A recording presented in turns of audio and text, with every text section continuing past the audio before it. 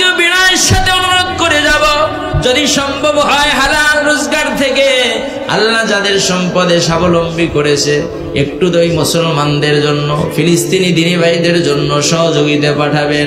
যদি কিছুই না পারেন অন্তত আল্লাহকে রুকু সিজদা দিয়ে চোখের এক কান্না পানি দিয়ে মহান আল্লাহর কাছে বলবেন, আল্লাহ মানে আমরা বিশ্বাস করি বদরের সেই রিজার্ভ বাহিনী এখনো তোমার দরবারে মজুদ আছে। জোরে বলুন কথা ঠিক কিনা? 313 জন 1000-এর বিরুদ্ধে মোকাবেলা করে যদি মুসলমান বিজয়ের পতাকা নিয়ে আসে, ও আমার মনিবাল্লাহ, এটা আমাদের ঈমান, এটা আমাদের আকীদা, আমাদের বিশ্বাস। ওই বদরের যদি স্পেশাল ফোর্স যদি আপনি পাঠায়া দেন, ফিলিস্তিন লক্ষাধিক পয়গম্বর আলাইহিস সালামের পদধূলিতে ধন্য, নিঃসন্দেহে ফিলিস্তিন মুসলমানদের জন্য স্বাধীন হয়ে যাবে। মহান মনিবের কাছে দোয়া করুন, আল্লাহ যেন ফিলিস্তিন বাইতুল মুকাদ্দাস যেন মুসলমানদের জন্য আল্লাহ আমানত করে। জোরে জোরে বলেন আল্লাহু আকবার, আর জোরে বলেন আল্লাহু আকবার। মহান রব্বে কারীম তিনি কোন ফায়াকুনের মহান ক্ষমতার অধিকারী, তিনি শুধু বলবেন কোন, এই কোন বলার সাথে সাথে ফায়াকুনের পর্যায়ে আসতে 1 সেকেন্ড সময় লাগবে না। জোরে বলুন ঠিক কিনা? সেই মহান আল্লাহ পাক যদি মদদ করেন, তিনি যদি রহম করেন, ওই নাস্তিক, ওই নরপিশাচ, এই আপনার ইসরায়েলি নাপাক নাম এই ভূখণ্ড থেকে, এই জমিন থেকে চিরদিনের জন্য মিশে যাবে। জোরে বলুন ঠিক কিনা? আল্লাহ যেন তাদেরকে সমূলে আল্লাহ পাক যেন ধ্বংস করে দেন, ফিলিস্তিনের মুসলমানদেরকে যেন আল্লাহ হেফাজত করেন। সকলে বলি আমিন, আরো জোরে বলেন আমিন। বর্তমান শুনলাম এই মাত্র 1-2 দিনের খবর, ফিলিস্তিনের আমার মায়েরা, আমার সোনার বোনেরা, যারা প্রেগনেন্ট, যারা আপনার হামেলা হয়েছে, যাদের আপনার সন্তান প্রসবের সময় হয়ে গেছে, আমাদের দেশে নরমাল ডেলিভারি যখন না হয় হসপিটাল ক্লিনিকে নিয়ে ডক্টর আপনার অ্যানেস্থেসি দিয়ে অবশ করে নিয়ে অপারেশন করে ফিলিস্তিনের মা বোনদের।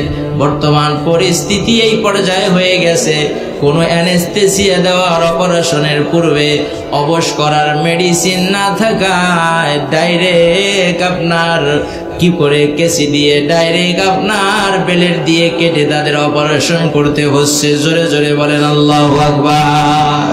এ বন্ধু মুসলমান আব্বাজান ইমানদারেরা, কত শিশু মা হারা হয়ে গেল, কত সন্তান এতিম হয়ে গেল, কত বাবা মার কোল খালি হয়ে গেল। মুসলমান হয়ে কিছুই করতে পারছি না। বাংলার জমিন থেকে অনুরোধ করব, আমার মসজিদে জুমার খুতবায় আমি শুধু একটু বলেছিলাম, ভাইজান এরকম যদি আমার বাবা, আমার মা, আমার বোন যদি আপনার আপনজনের হতো তাহলে কি করতেন? কয় হুজুর কি করা লাগবে বলেন। বললাম এই মুহূর্তে ফিলিস্তিন যাওয়ার সম্ভব নয়, অন্তত পক্ষে আপনাদের উপস্থিত যা আছে একটু সহযোগিতা করবেন।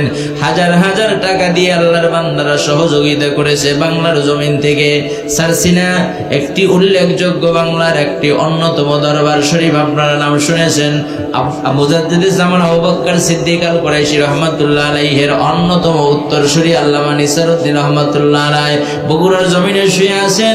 আল্লামা শাহ সুফি জলাল আব্দি রাহমাতুল্লাহ আলাইহি এই আল্লাহর ওলিদের মার্কাজ থেকে তাদের মাধ্যমে কোটি কোটি টাকা বাংলার জমিন থেকে পাঠানো হয়েছে। জোরে বলেন আলহামদুলিল্লাহ। মুআজ্জাজ হাজিরিন, আসুন বলছিলাম আম্মা জান আয়েশা রাদিয়াল্লাহু তাআলা আনহা তিনি কি বলছেন? তিনি বলছেন যে আমার নবী, রহমতের নবী, মায়ার নবী, তিনি হুজরা মোবারকে, হুজরা শরীফে প্রবেশ করলেন। যেই সময় আমি আমার রাসূলের একটা সিরা, আপনার জামা, একটা কাপড়, জান্নাতি বেহেশতি কাপড় মোবারক আমি সেলাই করতেছিলাম, আমার রাসূলের কাপড়টা আমি সুই সুতো দিয়ে সেলাই করতেছিলাম। হঠাৎ করে মনের অজান্তে আমার হাত থেকে সুইটা, সুচটা পড়ে গেল। নবীজির হুজরা শরীফ থেকে আমি আর খুঁজে পাচ্ছি না। খুঁজতে খুঁজতে অনেকটাই আপনার সময় পেরিয়ে গেছে। দিকে চিন্তা, রহমতের নবী মা নবী আমার হুজরায় আসবে, আমার নবী অনেক দিন পর দিনের খেদমত করে বাসায় ফিরবে, আমার রাসূলের খেদমতে আমাকে আত্মনিয়োগ করতে হবে। জোরে বলেন আল্লাহু আকবার। আম্মা জানেরা শিক্ষা নেবেন স্বামীর খেদমত কাকে বলা হয়। আম্মা জানদের জীবন ইতিহাস যদি পর্যালোচনা করেন, যদি একটুখানি আপনারা জীবনে যদি আপনারা আত্মস্থ করতে পারেন, আপনার জীবন ধন্য হবে। স্বামী খুশি হলে ওই স্ত্রী আল্লাহ পাকের জান্নাতি হয়ে যাবে। তবে কোনো অন্যায় কাজে খুশি করা যাবে।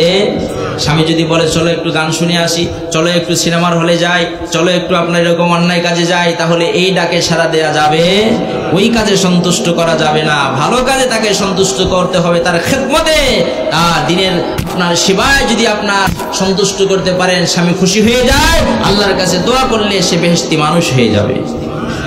ভাইরা আমার, আব্বাজান ইমানদারেরা, আম্মা জান আয়েশা সিদ্দিকা রাদিয়াল্লাহু তাআলা আনহা দুনিয়ার মানুষদেরকে লক্ষ্য করে বলেন, দুনিয়ার মানুষেরা শোনো, আমার নবী মায়ের নবী, তিনি আল্লাহ পাকের স্পেশাল মেহমান, পৃথিবীর কারোর সাথে কোনো তুলনা হয় না। দীর্ঘ সময় চলে গেল, আমার পড়ে যাওয়া সুস্থা আমি হুজরা মোবারকে খুঁজে পাচ্ছিলাম না, যেহেতু আমার ঘরে ল্যাম্প জ্বালানোর জন্য, চেরাগ জ্বালানোর জন্য যে একটু তৈলের দরকার, এতটুকু তোল পর্যন্ত নবীর ঘরে ছিল না। জোরে জোরে বলেন সুবহানাল্লাহ। বন্ধুরে আমার, আব্বাজান ইমানদারেরা, কত বড় বড় অট্টালিকায় ঘুমাই, কত আরামের বিছানায় আমরা ঘুমাতে আসি, কত রুচি সম্মত নানা রকম বাহারি রকমের খাবার আমরা খেতে আসি। দুনিয়ার মানুষের শোনো, আমার নবীর হুজরায় চেরাগ জ্বালানোর জন্য, ল্যাম্প বাতি জ্বালানোর জন্য তোল পর্যন্ত ছিল না। আমার নবী কত কষ্টে, কত আপনার ত্যাগ, কত আমার নবী এই দিনের জন্য কোরবান করে দিয়েছেন তার জীবনটাকে। অতঃপর আম্মা জান বলেন, আমি যেহেতু ঘরে আপনার ল্যাম্প পর্যন্ত নাই, কাজে অন্ধকার ঘর, আমার হাতের সুজ আমি পাচ্ছি না। রহমতের নবী যখনই দরজায় এসে আমার নবীর বেহেশতি চেহারা মোবারকটা একটু ওই যে আপনার কি বলেন চামড়া দাবাগাত করা, আপনার চিরাচট যাই বোঝেন, এটাকে যখনই সরিয়ে দিয়ে আমার নবী রহমতের নবীর বেহেশতি চেহারা মোবারকটা হুজরার দিকে দিয়েছেন, আম্মাজান বলেন, পেয়ারা নবীজির চেহারা মোবারকের লাইটে আলোতে আমার হাত থেকে পড়ে যাওয়া সূক্ষ্ম অত ছোট সুসখানা আমি আয়েশা সিদ্দিকা রাদিয়াল্লাহু তাআলা আনহা অতি সহজেই আমি পেয়ে গিয়েছিলাম। জোরে বলবেন না সুবহানাল্লাহ।